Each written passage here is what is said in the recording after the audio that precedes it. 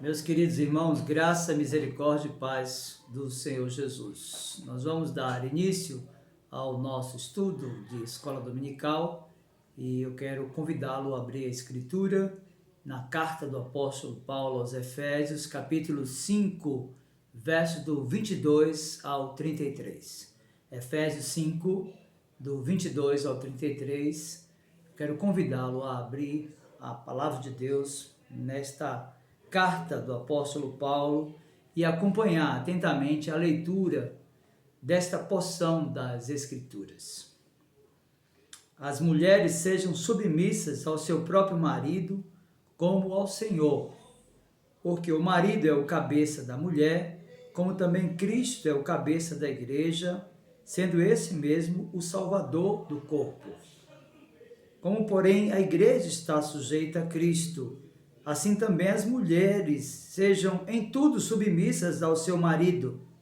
Maridos, amai vossa mulher, como também Cristo amou a igreja e a si mesmo se entregou por ela, para que a santificasse, tendo-a purificado por meio da lavagem de água pela palavra, para apresentar a si mesmo igreja gloriosa, sem mácula, nem ruga, nem coisa semelhante, porém santa e sem defeito. Assim também os maridos devem amar a sua mulher, como ao próprio corpo. Quem ama a esposa, a si mesmo se ama, porque ninguém jamais odiou a própria carne, antes a alimenta e dela cuida, como também Cristo faz com a igreja, porque somos membros do seu corpo. Eis porque deixará o homem a seu pai e a sua mãe, e se unirá à sua mulher, e se tornarão os dois uma só carne. Grande é este mistério, disse o apóstolo, mas eu me refiro a Cristo e à igreja. Não obstante, vós, cada um de per si, também ame a própria esposa como a si mesmo, e a esposa respeite ao marido. Eu quero convidar você agora a um momento de oração. Curve a sua fronte e leve seu pensamento ao Senhor, e nós vamos orar, dando início a esta devocional da nossa escola dominical. Feche seus olhos e ore comigo.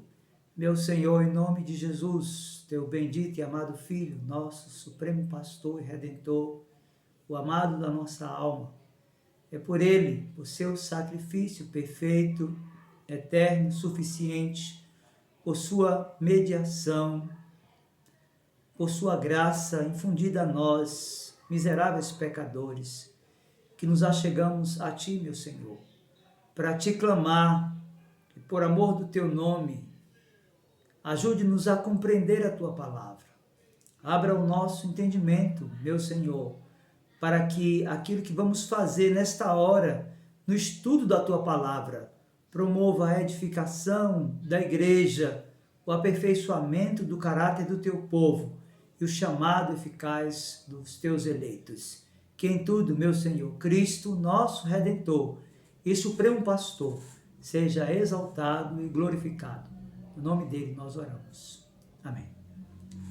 Meus queridos irmãos, esse é um período extremamente complicado para a definição do que de fato significa a igreja, já que durante a história foram poucos os momentos que a igreja ficou privada de se deslocar para o templo. E eu quero tratar com você nesse estudo sobre o tema a igreja como organismo e instituição, buscando nos definir nesse tempo em que permanecemos sendo igreja, sem contudo podermos nos deslocar para o templo que nos acolhe enquanto igreja do Senhor Jesus. Então, para compreendermos de fato esse tema, a igreja como organismo e instituição, é necessário compreender inicialmente o significado do termo igreja. Afinal, o que é que significa igreja?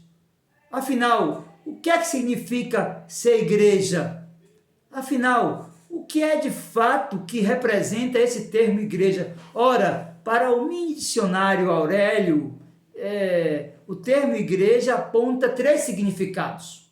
O primeiro, templo cristão.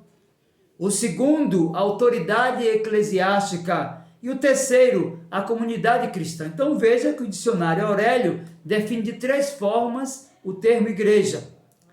Já a teologia sistemática serve-se de várias terminologias para definir a palavra igreja. Por exemplo, na teologia sistemática há uma definição de um termo muito conhecido entre nós, cristãos de origem reformada, que é chamada igreja militante. A ideia da igreja militante é a de que, na presente dispensação, a igreja é militante, isto é, convocada para uma guerra santa, e de fato nela deve estar bem empenhada. Mas a teologia sistemática ainda define o termo igreja como igreja triunfante. Se a igreja na terra é a igreja militante, no céu é a igreja triunfante.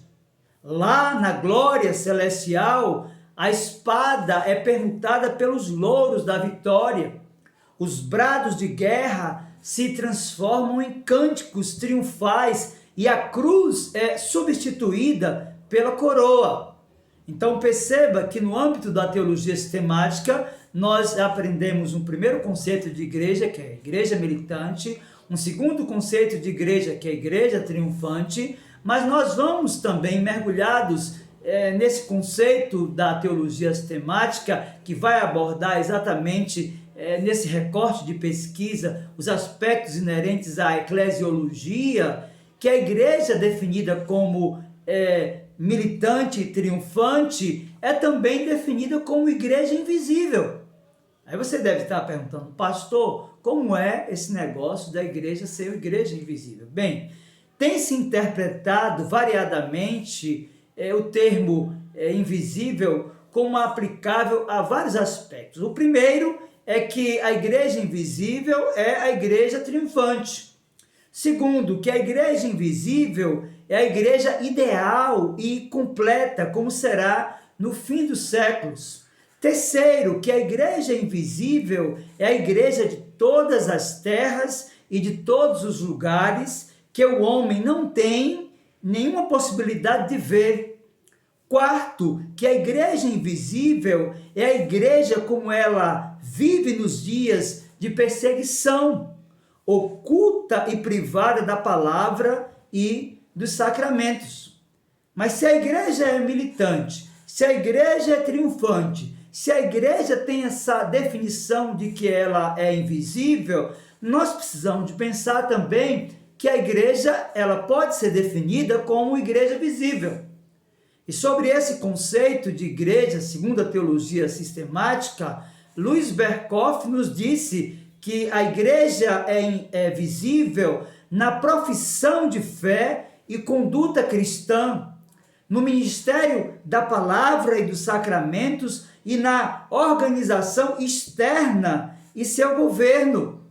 Então é importante compreendermos que, de fato, há múltiplos conceitos para esse termo igreja. Nós já percebemos a igreja sendo definida como militante, nós aprendemos um pouco sobre a igreja como sendo triunfante, nós já aprendemos um pouco dos diversos aspectos da igreja invisível, nós sabemos que a igreja é visível, ou seja, esta definição tem uma relação com a sua profissão de fé e a sua conduta cristã, bem como pelo ministério da palavra, dos sacramentos e pela sua própria organização externa e o seu governo. Mas é importante compreendermos também que há outros termos que podem definir a igreja. Por exemplo, a Bíblia é anotada discorrendo sobre a doutrina da eclesiologia, conferindo significado ao termo igreja, afirma que esse termo pode significar, primeiro, literalmente assembleia ou grupo chamado para fora. Segundo, em seu uso, a palavra igreja pode se referir inicialmente à Assembleia do Povo de Israel, como no registro de Atos capítulo 7, verso 38. Segundo, uma assembleia dos cidadãos de uma cidade pagã, como em Atos capítulo 19, verso 32, 39 e 41. Terceiro, esse termo também pode se referir ao corpo de Cristo, como Paulo escrevendo aos Colossenses capítulo 1, verso 18. Quarto, esse termo pode indicar uma igreja como sendo uma assembleia local, como em 1 Coríntios capítulo 1, versículo 2. Então perceba que não é fácil definir o que é uma igreja. A Igreja Presbiteriana do Brasil, por exemplo, é definida por sua Constituição pelo seguinte. Veja, o Manual Presbiteriano, na página 8, vai dizer assim, acerca da igreja, a IPB. A Igreja Presbiteriana do Brasil é uma federação de igrejas locais que adota como única regra de fé e prática as Escrituras Sagradas do Velho e do Novo Testamento e como sistema expositivo de doutrina e prática a sua confissão de fé e os catecismos maior e breve. Meus irmãos, o conceito de igreja é de fato muito vasto. E ainda que até esse momento já percebemos essa multiplicidade de termos ou de conceitos que estão relacionados à palavra igreja, há ainda um outro conceito, e esse nos interessa bastante à luz daquilo que lemos na carta de Paulo aos Efésios, que é o conceito de igreja como organismo, que aponta para a igreja como o corpo de Cristo. Então, em nossos dias, alguns parecem considerar este nome, corpo de Cristo, como uma definição completa da igreja do Novo Testamento. Mas não era esse o propósito do seu uso. Esse termo, meu querido irmão, dá relevo à unidade da igreja, quer local, quer universal, e particularmente ao fato de que essa unidade é orgânica e de que o organismo da igreja tem relação vital com o Senhor Jesus Cristo como a gloriosa cabeça da igreja. O teólogo Wayne Grudem, ele estabelece um conceito de igreja mais abrangente quando a denomina como a comunidade de todos os cristãos de todos os tempos. Então perceba, meu querido irmão, que de fato há muitos termos que são agregados e que lançam luz para buscar significado para o que de fato significa uma igreja. Alexander Archibald Rodd, comentando a Confissão de Fé de Westminster e tratando sobre esse termo igreja, afirma que a esta igreja, o corpo coletivo dos eficazmente chamados, todas as promessas do Evangelho são endereçadas. Meus queridos, ela é descrita como a coluna e fundamento da verdade. É esse o conceito da teologia bíblica acerca da igreja. Se você abrir a Escritura, na primeira carta de Paulo a Timóteo, capítulo 3, versos 14 e 15, você vai compreender que de fato a igreja ela é descrita ou definida como a coluna ou como o fundamento da verdade. Foi isso que disse o apóstolo Paulo ao jovem pastor Timóteo. Ele disse: escrevo-te estas coisas, esperando e ver-te em breve, para que, se eu tardar, fique cientes de como se deve proceder na casa de Deus, que é a igreja do Deus vivo, coluna e baluarte da verdade. Meus queridos, do ponto de vista da igreja como organismo, e dentro dessa definição da teologia bíblica, o apóstolo Paulo escreve aos Efésios, capítulo 1, versos 22 e 23, e vai falar da igreja como corpo e plenitude de Cristo. E pôs todas as coisas debaixo dos pés, e para ser o cabeça sobre todas as coisas, o deu à igreja, a qual é o seu corpo, a plenitude daquele que a tudo enche em todas as coisas. Meus queridos, de fato, há uma multiplicidade, uma diversidade muito grande de conceitos acerca da igreja. Do ponto de vista da igreja como organismo, e dentro desses aspectos que envolvem a teologia bíblica, ela também é definida como a noiva e a esposa do Cordeiro. Se você abrir a sua Bíblia no livro do Apocalipse, capítulo 21, versos 2 e também o verso 9, você vai encontrar a seguinte narrativa. Acompanhe comigo. Vi também a cidade santa, a nova Jerusalém, que descia do céu, da parte de Deus, ataviada como noiva adornada para seu esposo. Então veio um dos 7 anjos, que tem as 7 taças cheias dos últimos 7 flagelos, e falou comigo, dizendo: vem, mostrar-te-ei a noiva, a esposa do Cordeiro. Meus queridos, de fato, afirma-se que as portas do inferno não prevalecerão contra a igreja, e foi isso que Mateus registrou no seu evangelho, no capítulo 16, verso 18, quando disse: também eu te digo que tu és Pedro, e sobre esta pedra edificarei a minha igreja, e as portas do inferno não prevalecerão contra ela. De fato, há muitos conceitos acerca do que significa o termo igreja. William Hendrickson, comentando a carta de Paulo aos Efésios acerca da definição da igreja, disse: o que se enfatiza por meio desse simbolismo de cabeça-corpo, falando sobre Cristo e o seu povo, a igreja é invisível. Ele diz: é a intimidade do vínculo, o insondável caráter do amor que há entre Cristo e a sua igreja. Daí a afirmação de Paulo, que usa dessa analogia da igreja como sendo a noiva, quando compara esse relacionamento entre Cristo e a igreja, entre o esposo e a sua esposa.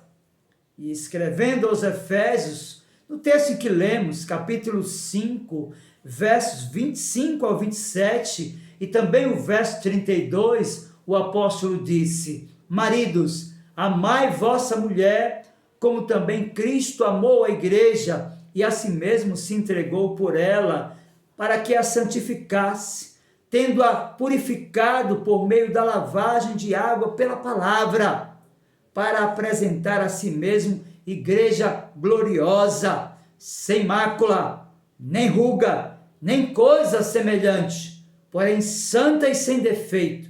Grande é esse mistério, mas eu me refiro a Cristo e a igreja. Portanto, meu querido irmão, a igreja, como corpo de Cristo, deve ser entendida como a comunidade dos fiéis, que foi alvo do amor eletivo de Deus antes mesmo da fundação do mundo. Igreja que pode ser conceituada como militante, igreja que pode ser conceituada como triunfante, igreja que pode ser conceituada ou definida como visível ou até mesmo como invisível. É importante, então, compreendermos que há muitos termos que definem essa expressão igreja. E a teologia sistemática, ela faz uma distinção clara entre igreja enquanto organismo e enquanto instituição. E esse é o tema desse estudo acerca da igreja. E é importante, então, se fazer uma separação entre esses dois termos. A igreja é uma instituição, ela tem um CNPJ, ela tem uma placa denominacional, mas a igreja é também um organismo. E a igreja, como organismo, é o coetus fidelium, ou seja, a união ou a comunhão dos fiéis, unidos pelo vínculo do Espírito. Enquanto que a igreja, como instituição, é a mater fidelium, a mãe dos fiéis, é um meio de salvação, uma agência para a conversão dos pecadores e para o aperfeiçoamento dos santos. Meus queridos, a igreja como organismo tem uma existência carismática. Nela, todos os tipos de dons e talentos tornam-se manifestos e são utilizados na obra do Senhor Jesus. A igreja, enquanto instituição, por outro lado, existe numa forma institucional e funciona por meio dos ofícios e meios que o Senhor instituiu. É importante, então, dentro dessa distinção que há entre a igreja enquanto organismo e igreja como instituição, nos definirmos acerca de quem somos. Afinal, são muitos termos. Louis Berkhof, em sua teologia sistemática, buscando definir a igreja como instituição, disse: a distinção proposta deve ser entendida como algo aplicável apenas à igreja visível, visto que é um erro pensar que a igreja só se torna visível nos ofícios, na administração da palavra e dos sacramentos e numa certa forma de governo eclesiástico.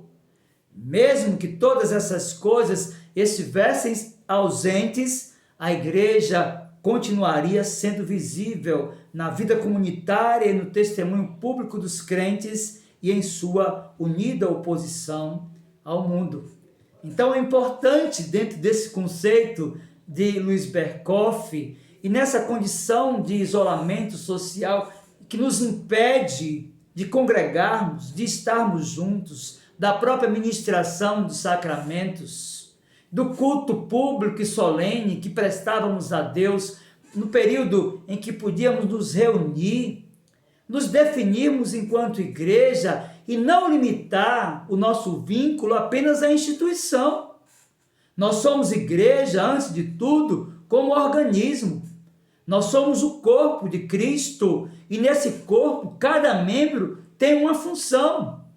É importante, então, diante dessa condição de isolamento social e de impedimento de nos deslocarmos à igreja, ao templo físico, buscarmos definir quem de fato nós somos no corpo. Eu acredito que haja muitas pessoas confusas agora. Aquelas pessoas cuja relação com a igreja era apenas uma relação domingueira. Aquelas pessoas em que a relação com a igreja era uma coisa muito pontual e religiosa.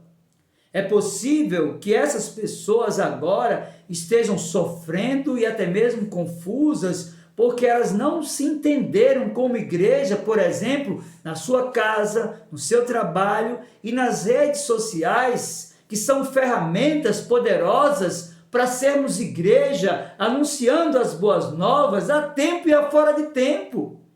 Meus queridos, de fato, há uma distinção muito profunda, poderíamos dizer, há um abismo que separa o conceito de igreja, instituição, com o conceito de igreja, organismo.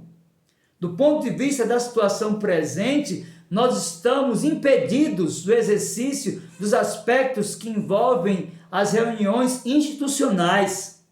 Mas enquanto crentes, devemos continuar usando os meios de graça que temos acesso para a continuidade do aperfeiçoamento do nosso caráter e desenvolvimento da santidade, sem a qual, meu querido, ninguém verá o Senhor.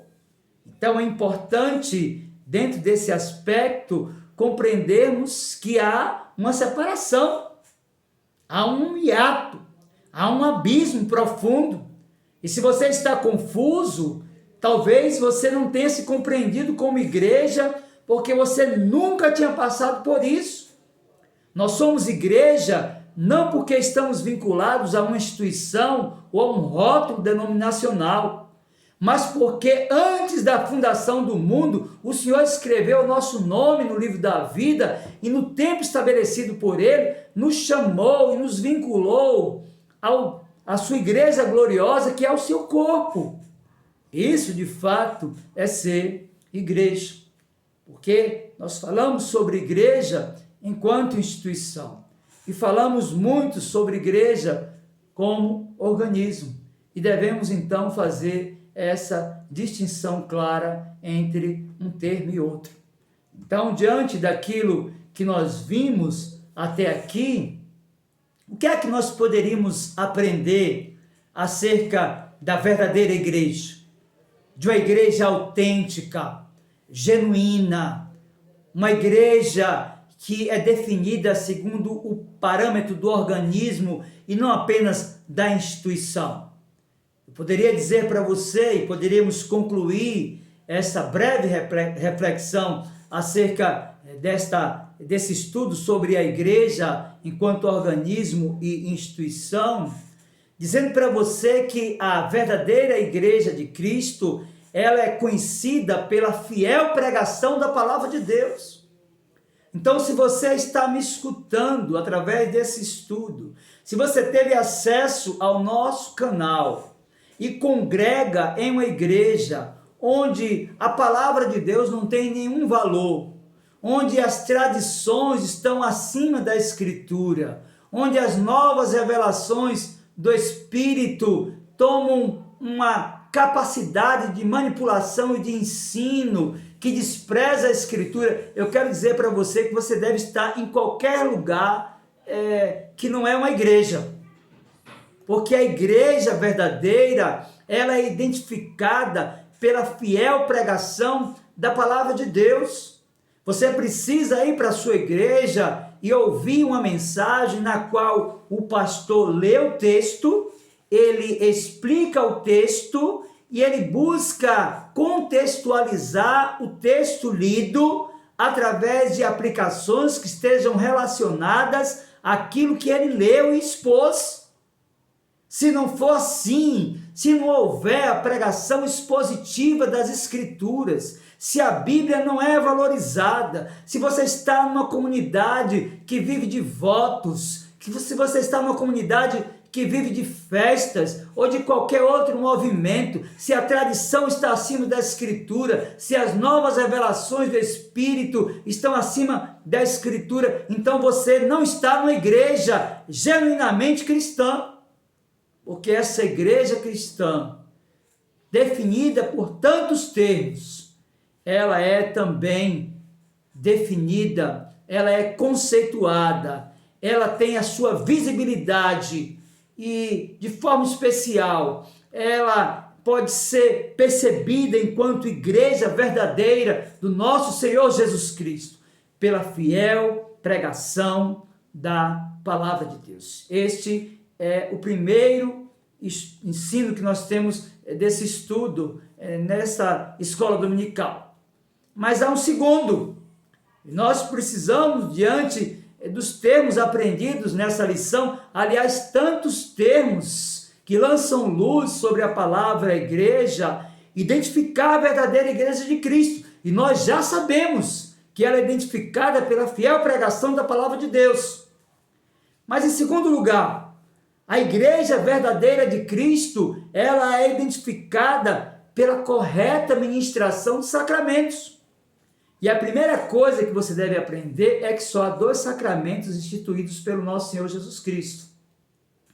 Há muitas igrejas que definem muitos sacramentos, mas a Bíblia, sobretudo no Novo Testamento, ela só define 2 sacramentos deixados pelo Senhor Jesus, e são eles o batismo nas águas e a ceia do Senhor.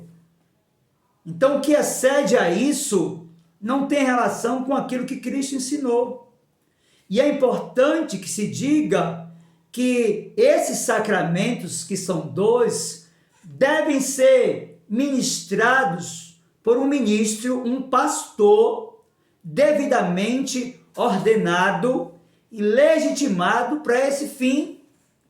E é importante que ele tenha o conhecimento profundo da teologia para saber o que de fato ele está fazendo, por exemplo, quando ele está aplicando o sinal da aliança, que é o batismo cristão, na vida de alguém. Porque há muita gente batizando outras pessoas sem compreender nem mesmo o que é que significa o batismo. Há muitas pessoas, inclusive, ministrando a ceia do Senhor sem compreender as implicações e o que de fato significa aquele momento. Por isso, meu querido irmão, a igreja verdadeira de Cristo, ela pode ser reconhecida, primeiro, pela fiel pregação da palavra. Segundo, pela correta ministração do sacramento. Terceiro, pelo fiel exercício da disciplina bíblica. E é importante que se diga que a disciplina cristã é um ato de amor, porque a Escritura afirma que Deus disciplina ou corrige os filhos que ama. É importante que se diga que aqueles que não são filhos, eles não são corrigidos pelo Senhor. E há muitas pessoas correndo, fugindo da disciplina, como aqueles filhos que são rebeldes, que não querem sujeitar-se à disciplina dos seus pais. Ora, meu irmão, se você está vivendo em pecado, se a sua liderança não tem conhecimento do seu pecado, se o seu pecado é um pecado oculto, procure o seu pastor e confesse a ele, para que ele lhe admoeste, para que ele lhe corrija, para que ele lhe discipline, porque a disciplina é um ato de amor e bondade e fidelidade de Deus. Então, se você congrega numa igreja onde não há o exercício da disciplina bíblica segundo as Escrituras, então você não está numa igreja, você está em qualquer movimento. Essa ideia de que Deus é amor, de que Ele é um paizão que passa a mão pela cabeça de todo mundo, é uma mentira de Satanás. Deus é um pai amoroso e pelo cuidado que tem com seus filhos, os corrige e os disciplina para que eles possam voltar a uma plena comunhão com Ele e para que através do exercício dessa disciplina como recurso pedagógico, a comunidade dos santos seja santificada e abençoada. Então eu quero concluir esta breve reflexão sobre esse tema, igreja como organismo e instituição, perguntando para você, você tem sido igreja nesse período de isolamento social? Você tem sido igreja nesse período de pandemia? Ou você só se entende como igreja quando você podia se deslocar para o templo? E agora, e se essa pandemia, e se esse isolamento social perdurar durante muito tempo, como é que você vai exercer o seu papel como igreja? Ora, é necessário continuar lendo a Bíblia. Ora, é necessário continuar orando.